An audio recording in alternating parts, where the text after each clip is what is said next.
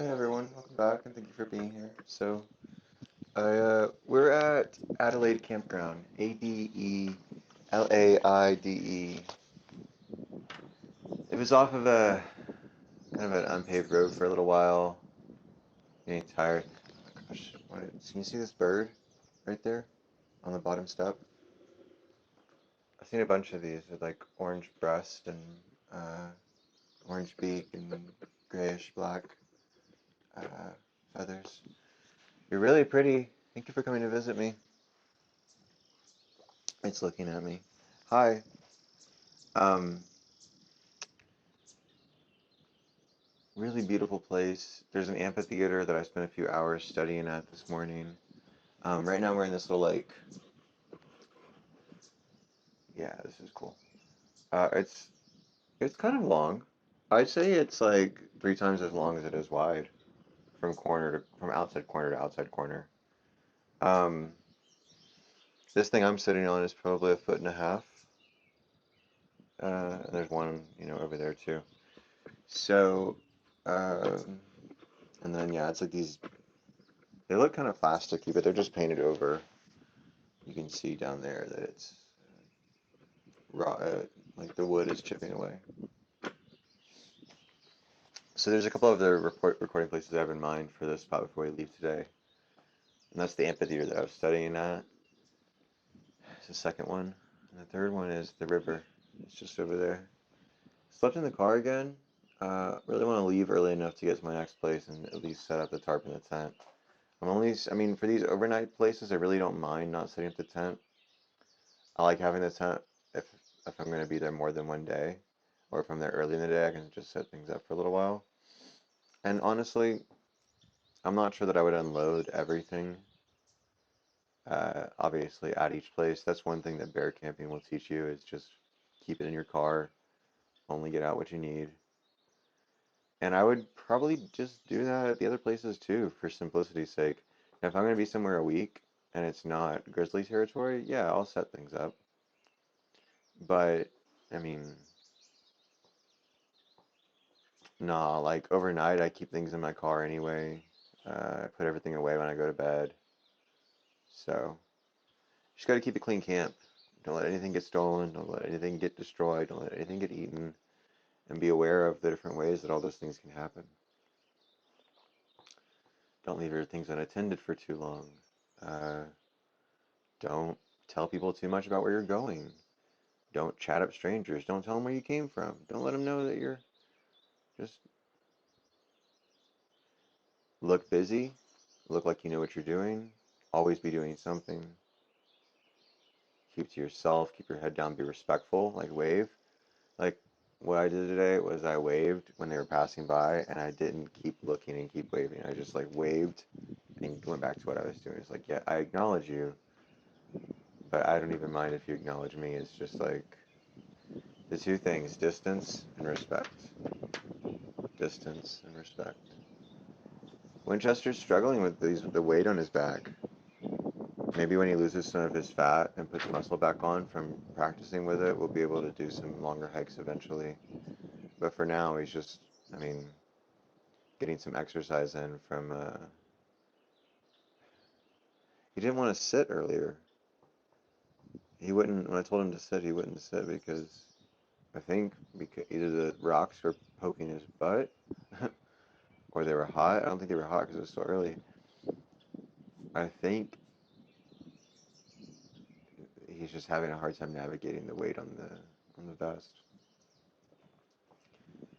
Since it's a service animal vest, at some point, or not at some point, but if he just can't handle it, we'll have to switch to a different kind. Um,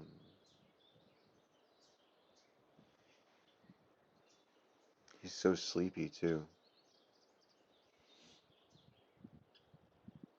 He must be putting on muscle and needs to rest.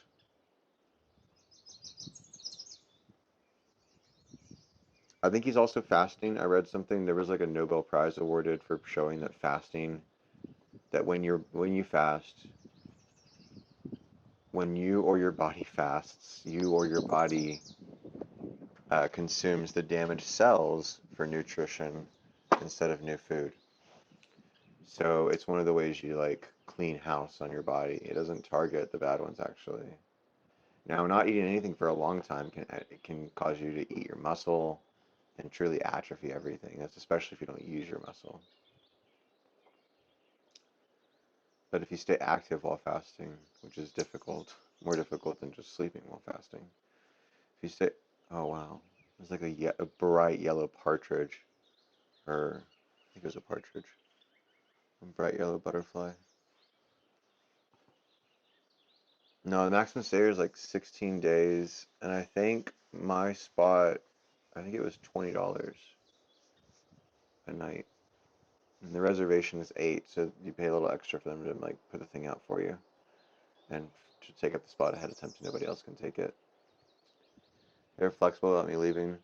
I was telling the host or the ranger, I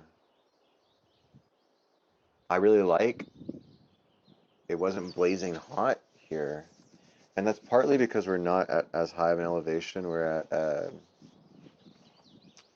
like 5,500, 5,300 instead of, I don't have my watch on, but I remember it, 5,500 or 5,300. So the sun's not beating right at us, and I was thinking like, why do mountains have snow? And why does it get colder at the top, but it also feels like the UV is worse and it's hotter at the top, and because you're closer to the sun? It took me a while to think about to like figure it out, but you are closer to the sun for the moment that the Earth's rotation is directly pointing at the sun. But the rest of the time during the day, you're actually probably further away from the sun on average than than like surface level because you're so you get more extremes. And I was thinking that tracks with what I know about like the 40 to 70 degree ranges for like Peru, and how like getting enough sunlight on each house during the day was crucial for making sure they had enough heat overnight. And that's why they would put like one house per level on the hill on the mountainside, so that no house was shadowing the next house. So yeah, but anyway, so we're a little bit lower here, so it's not as hot when the sun is hitting us, and we're like nestled in the side or inside between two tall peaks on a river. It's a canyon, I guess, but it's not like a chasm canyon, like a gorge with like that a river cut. I mean, I guess a river cut this a long time ago. Um, these are hills. They're not really like mountains, and they're maybe a couple hundred feet above us. Uh, so yeah, like yesterday morning at Caton, we were in Colorado. We were like 4,000 feet higher than this. So there was more green. I don't know. Maybe that's not why there was more greenery. We drove through the like I think there's a plateau around the Four Corners, like and around Mesa Verde. So we did Mesa Verde 2 days ago, and then yesterday on the way out we did Canyons of the Ancients National Monument, but just the museum visitor and the Escalante Pueblo. Uh, Kind of wild, but Escalante is a town that we went through on the other side of Utah, close to where we are now. So I tried to like get a glimpse of like a consistent scope of the area, especially for doing these Cordova lectures.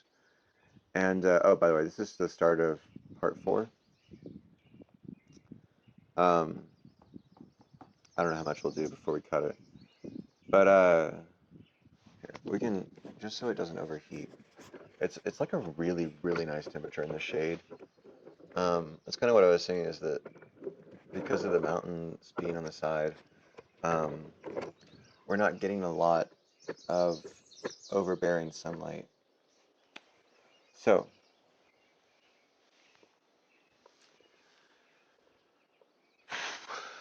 I guess the other thing I wanted to show you guys, so like yeah, there should be a transit video where we're working on that fifth book in our thing, and there should be some really cool footage for y'all to see from the drive across Utah. I went through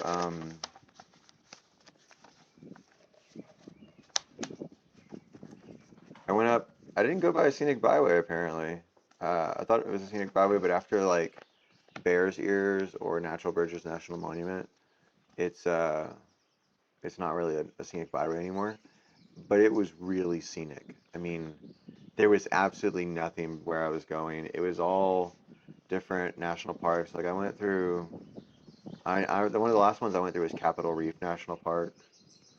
Um, but I went up to 95 until I got to, I think, Hanksville, turned left on 24 to Torrey, and then down south 12, and that was a national byway, or scenic byway. And so this, when I went to the Canyons of the Ancients, this guy gave me, or the park ranger who's a volunteer there, said he made this book.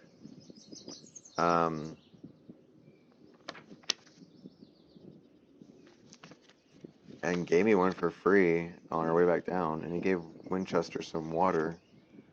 But he said we're in the Grand Circle, and that's what he called it. And it has this really cool map. So I need to pick up an atlas.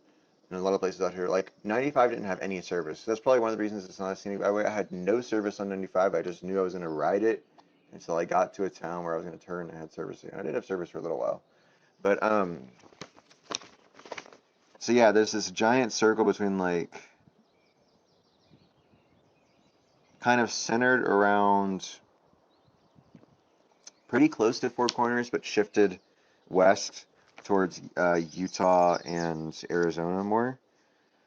And it's the largest concentration of national parks, national monuments, and I guess federally protected land, and state protected land in the United States. There's a slight chance Alaska has a higher concentration somewhere, but I can't remember if he said it's the contiguous 48 or if he said it's the whole U.S.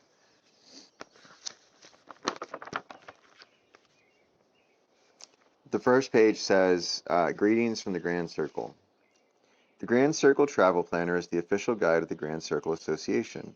The association is a nonprofit member organization dedicated to the promotion of visitation and travel within Arizona, Colorado, Nevada, New Mexico, and Utah. Oh, it does go into Nevada. So it's outside of the circle, oh, no. No, the circle goes into Nevada as well. And I guess it's the Valley of Fire is what they suggest checking out. The drive for the scenic byway actually goes through Las Vegas. We did some of the, when we hit 15 going north, the other direction going south would have taken you to Las Vegas.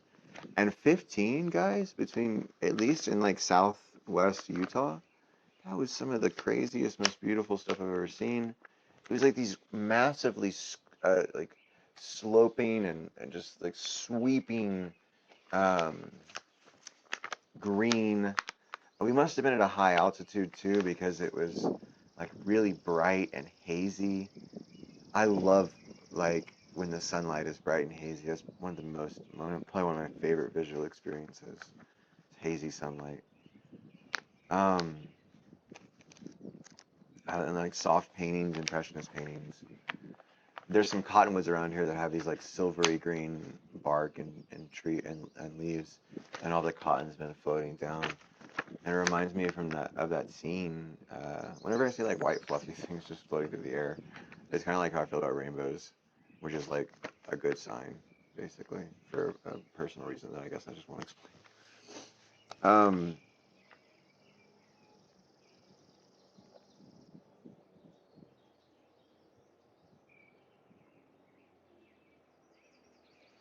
So I'm gonna read this first page of the. Well, actually, I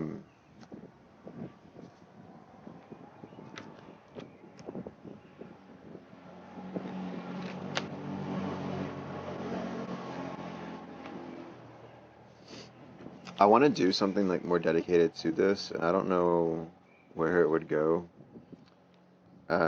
Probably just like as its own kind of new thing for the channel. Strange doing philosophy and travel together, but it makes sense. Here,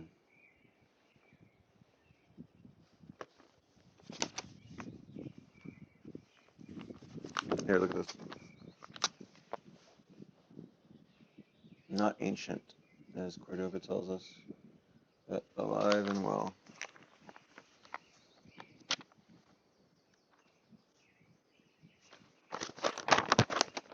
Yeah, Utah's been lots of stuff like this, and I imagine the American Southwest just continues to do that. The Texas West is a lot like this. Big Bend is a lot like this.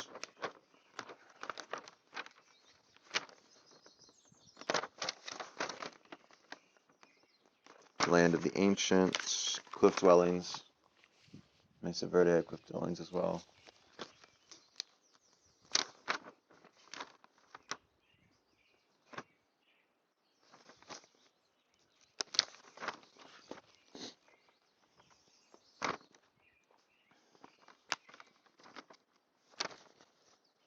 So I think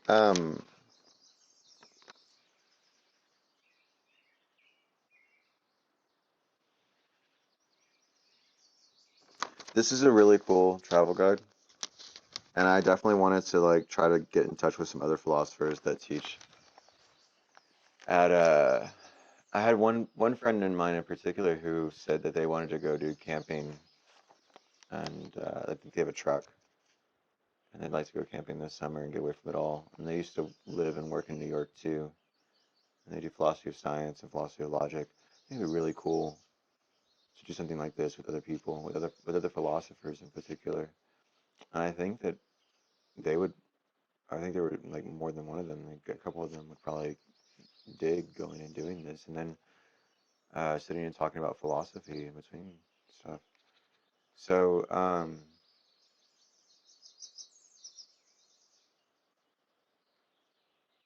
go to your conferences. That's all I'm going to say.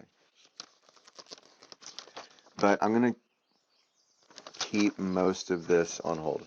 So you got the vibe, and I'm not even going to record an episode about it until I plan that other whole series. I don't know what our readings would be. I'd have to talk with them. It might be like more in their wheelhouse. It might not be land based and travel based, but it'll still be really, really cool. So, I mean, it'll be we'll be traveling, but it won't. What we're discussing may not be grounded in a sense of travel.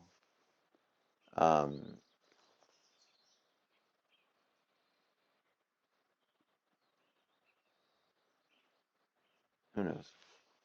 Maybe they wouldn't want to do it, but I know that I would like to do that with Winchester or other animals that I have at some point, and can always pick new books.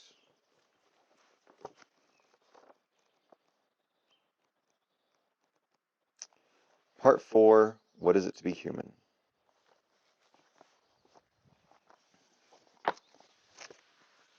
Who are we?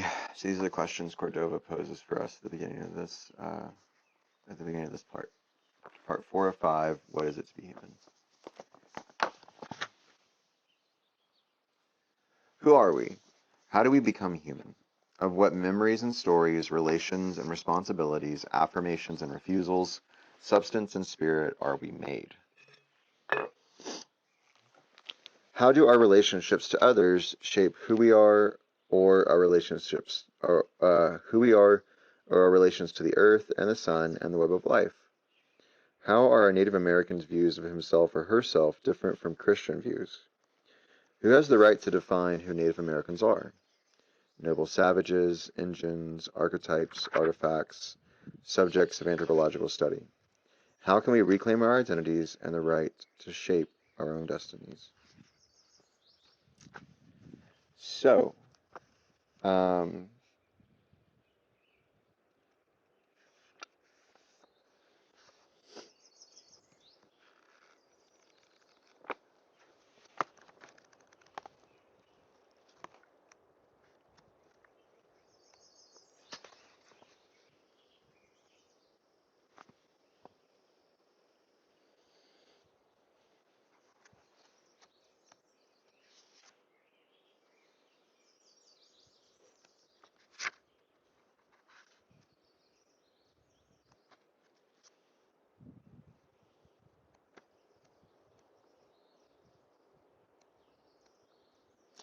All right, guys.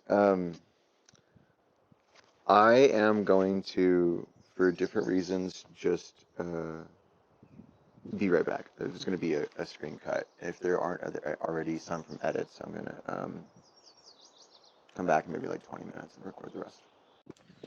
Hey, everyone. Yeah, so I took some time, probably more than 20 minutes, like I said. But we're not going to reread. I want to jump right back into the motion we had. We're not going to reread the beginning of part 4. We're going to start with who we are, the poem at the beginning, at the chapter 1 of part 4. Part 4 has 7 chapters, and I don't know how many we'll get through in this episode. So I'm also not sure like how I'll end up cutting things. I'm gonna keep things between 40 and 60 minutes as much as possible. And I guess it's fairly straightforward whenever I restart a new like segment that's self-contained like this. So this will be, yeah. We finished part 3 at the last campground, so the entire new like video series would start with what I did today. So we've got another 20 minutes left in this video. Sorry, it's just like when I'm not making any of these, I haven't made any of these videos. By the time somebody sees this, presumably I will have edited returned home, edited the footage, and uploaded it. Which is really sad to think about because this is beautiful and I want to be here now. I want to stay here. I want to like keep going and doing these things. I really like being far away and in the natural environment. Obviously, resources get expensive, but I don't need a lot, and I really, really, really enjoy getting to see mountains and do hikes. Okay, so we'll probably read the first 2 chapters of part 4 in the rest of this video. And I was thinking too, I also wasn't sure, am I gonna cut? Am I gonna structure it like such that the traveling and narration and like where I stop in and show you guys places are like their own episodes, or what? How does that work? And is it its own series? And I decided I am just going to stitch it in. We'll do like a launch episode, just like a course launch, and then the rest of the traveling narration and like I'm at this place, I'm going to this place. This is what it's like to manage food. This is what it's like to all of that stuff and this kind of thing. Just telling you about the experience and describing the phenomenology, I guess, for you, and thinking through the planning out loud in front of you. All of that stuff is just going to stay in the main series. It's just going to be part of how it is. Sorry, that was a bad pun. Yeah. There's enough time for like the first 2 things, I think. Who we are. An exploration of identity. The text that follows, and this is from the editors, but noteworthy, they have stopped writing the editors after the end of their italics introductions. In part 3, they wrote the editors. They stopped doing that. I don't think they did anything in part 2 or part 1.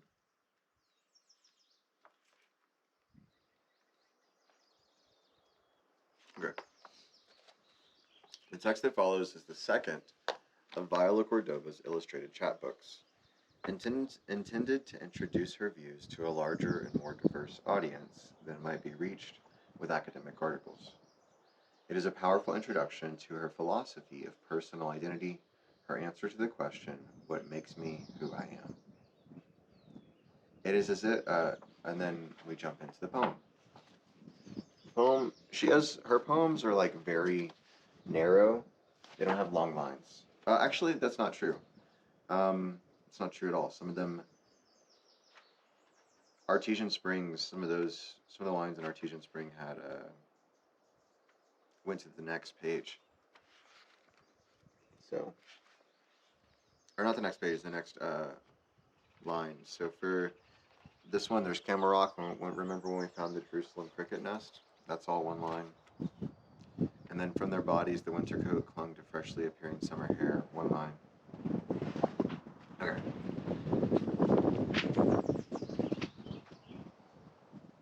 It is as if before 1492 we did not exist, that we sat around eating fruit off the trees, until we were discovered by accident. Columbus thought he'd found Cipango, or China, or India, or at least the Spice Islands. Oh, sorry guys. We're gonna cut here. I'm gonna have good. Sorry about that. We were gone so long, my mic turned off. Who we are, an exploration of identity. It is as if before 1492 we did not exist, that we sat around eating fruit off the trees until we were quote unquote discovered by accident. Columbus thought he'd found Cipango or China or India, or at least the Spice Islands, and then he thought he'd found Eden, the mythical home of Adam and Eve, from which they'd been ousted for messing up. Don't eat from that tree, he said. The god said, or you will become like us, like gods. But they did. She made me do it, he said. It was his fault, she said. Old serpent, he just slithered away. Columbus thought he was in paradise. The people, he said, for he thought they were people, are kind and generous, and share all that they have. And then they became savages, cannibals, devil worshippers, heathens, Indians.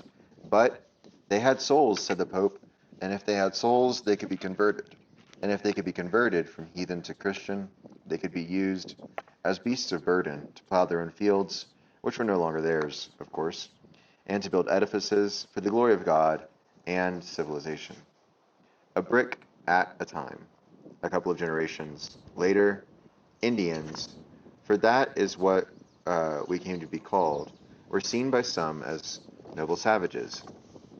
We graced their coins and imaginations, except, of course, where we still outnumbered them, out west, where the buffalo roamed, or used to roam, and the only good engine was a dead engine. Nits make lice, said an otherwise respected officer, when asked about the children.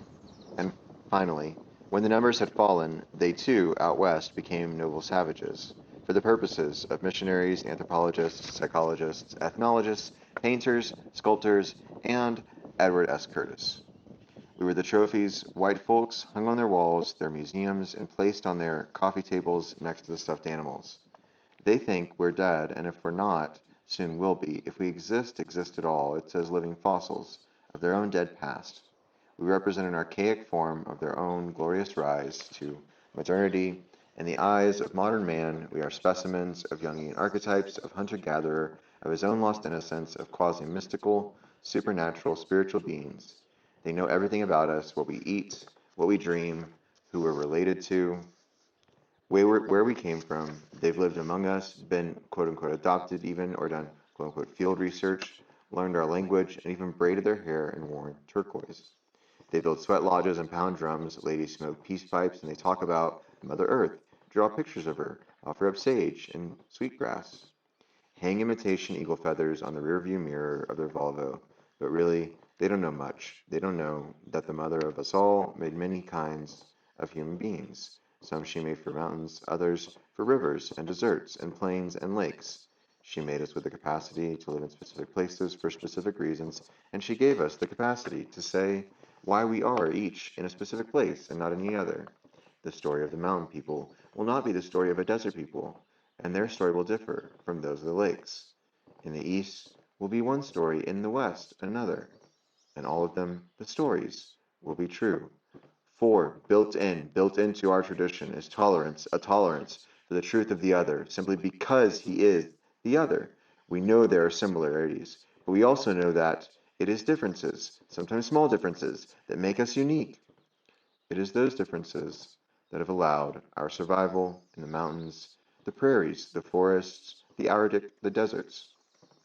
And we have survived for thousands of years without despoiling the waters, the air, the land. We did so because in our stories, in our actions, we know that we are temporary, transitory creatures inhabiting a less transitory world. At my feet, say some Eastern tribes, and connected to me are 7 generations. I came into existence and found a world of beauty. I will go out of existence and must leave for those who come after me. Even to the 7th generation, a world of beauty, a fertile world, my world. We are not creatures of an alien being tossed into an alien environment.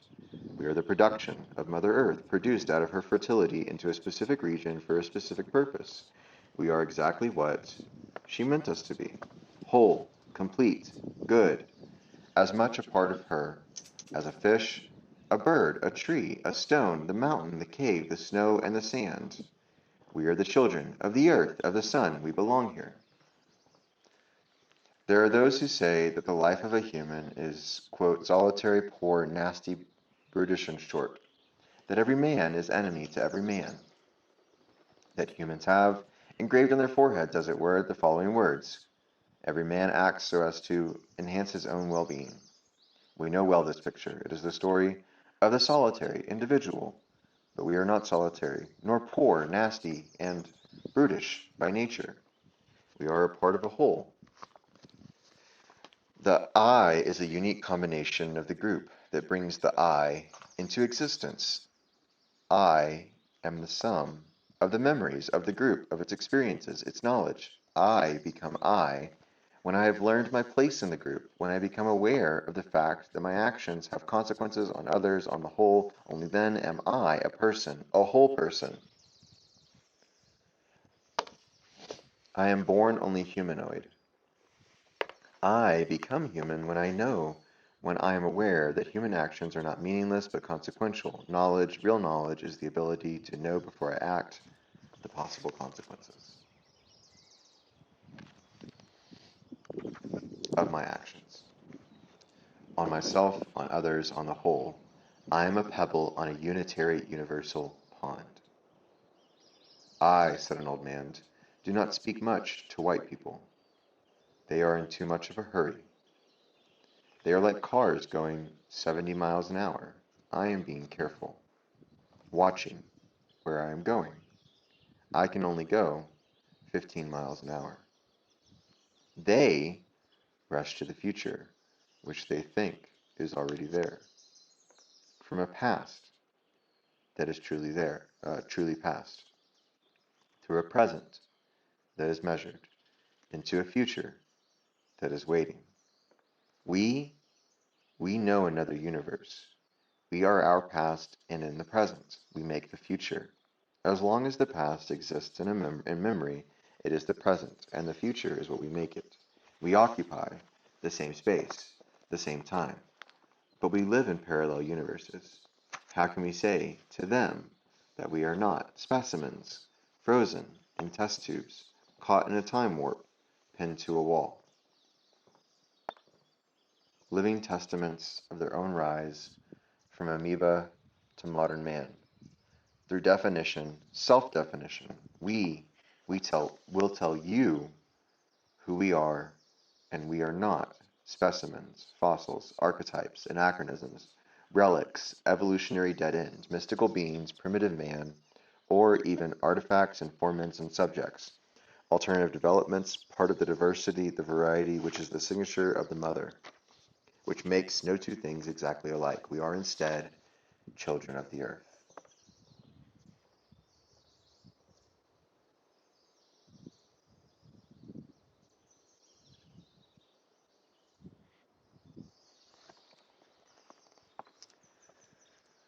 Chapter 2. What is it to be human in a Native American worldview?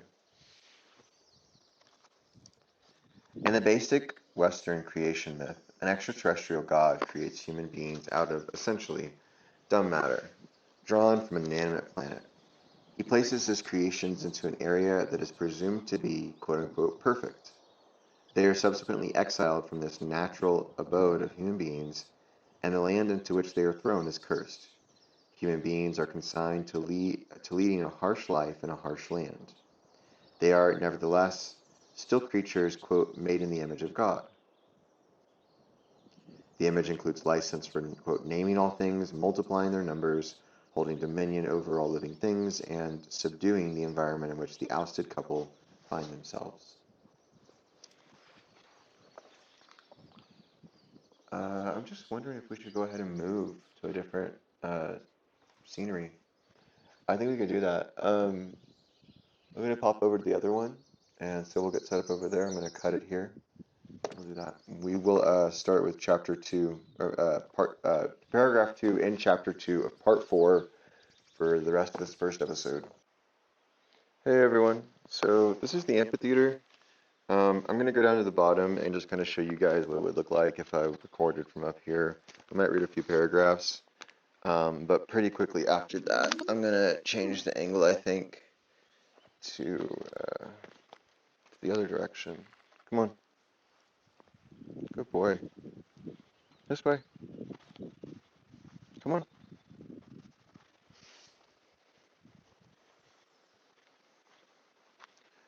I really hope that the medium will fit him better. So,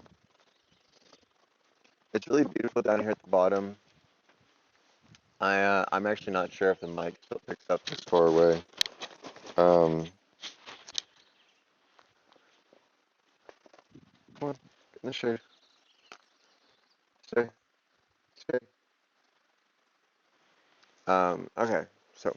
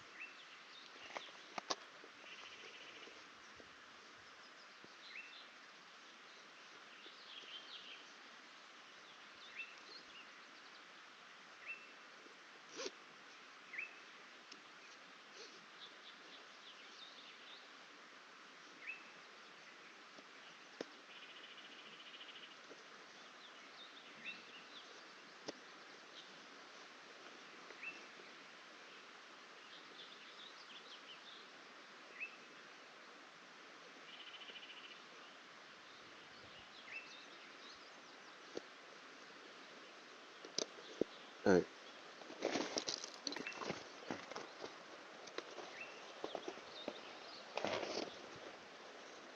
Good boy.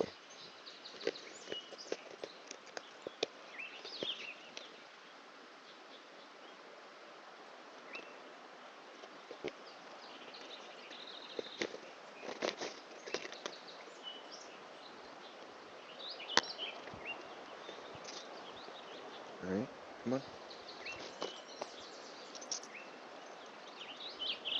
All right.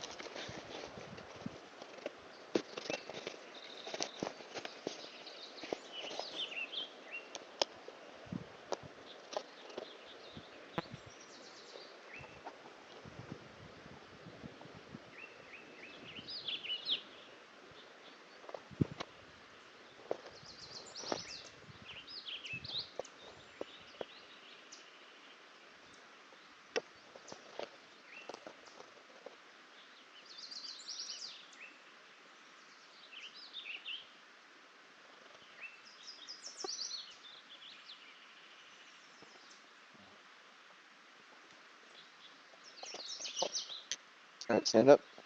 Let's go.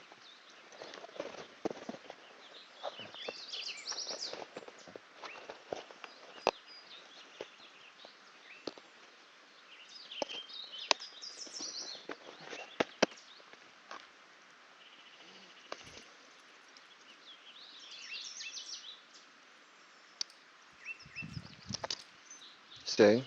Stay. Stay.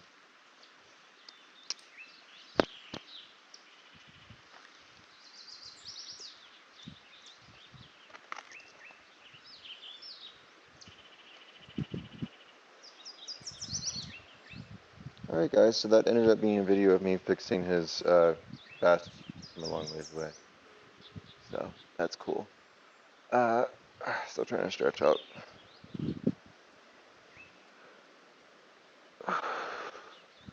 I haven't been down to the water yet, so I'm excited to do something down there. Um,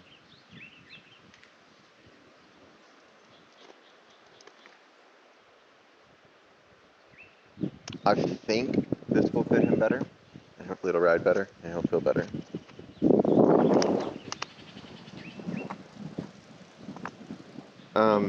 Paragraph 2 of chapter 2.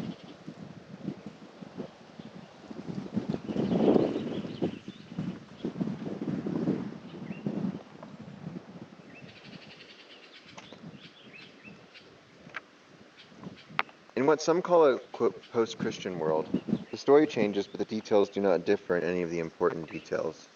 Human beings arise out of a primeval mass and become human by virtue of surpassing all other life forms in an evolutionary struggle for survival. The earth is still inanimate matter, and all living things exist only for the use of man and for the exercise of his creativity. The earth is not perfect, whole, or complete. It is in need of transformation. Only humans, like God, are capable of doing this. That's the secular view.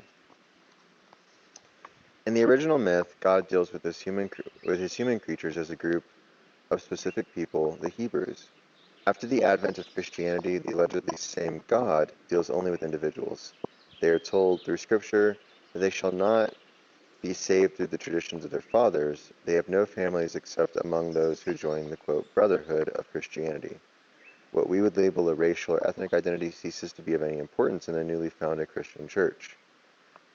The quote, Old Testament God makes promises to his people as a people. The quote, New Testament addresses itself to individuals who are required to make a choice between their former identities and the new Christian identity. Despite this group membership, salvation is awarded to individuals for individual deeds. The ethnic identity of a group is no longer relevant. I have to say that from being raised Christian and what I've heard, the idea that salvation is awarded to individuals for individual deeds, maybe there are branches of Christianity that think that we're saved by acts, but I've always heard and been taught that it's by faith and grace alone, and it's sort of this incomprehensible thing, which isn't much better of an answer, if I'm being honest. It's the incomprehensibility of the saving of, I don't like original sin, but and I'm sure she knew plenty of Christians, so I think this is probably, you know, No, I guess maybe the act that she's talking about is assenting to Christ, but I think it's kind of how Derrida describes forgiveness or grace or hospitality, which is that it says something of the soul that we can't um, force. We can. He makes a differentiation for forgiveness, in particular between forgiveness and reconciliation. I think is the one word he uses. Um,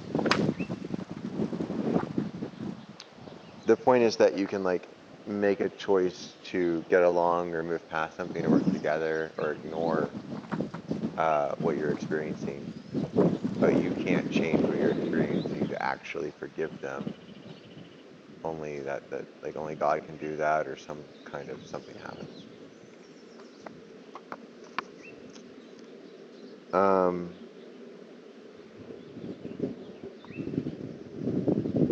in a Native American worldview, there is no divinity that exists outside the universe, primarily because there is no quote unquote outside. Whatever is an indivisible, infinite, and divine something. All things are perceived as either participating in this one thing or being manifestations of the one thing. There is no sense of causation here as there is in Western thought. Whatever is in many forms.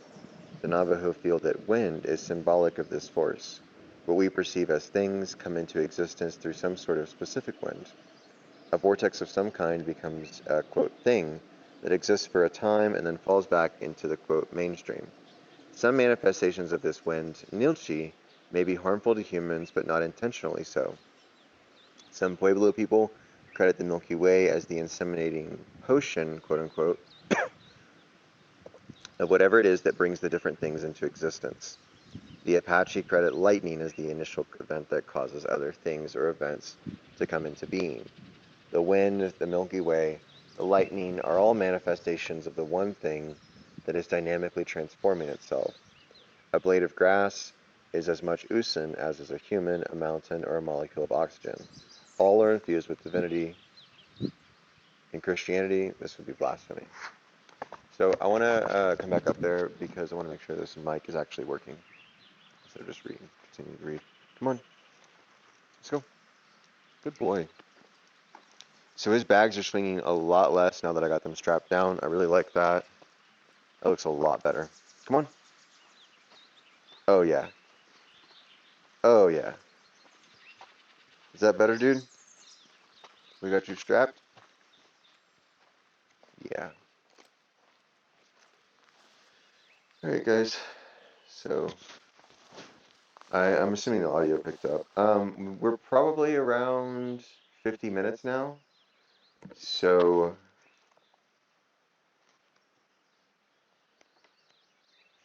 we're not going to finish this chapter 2 in this episode, I don't think. But let me check things. And we'll probably start from the bottom in the next clip.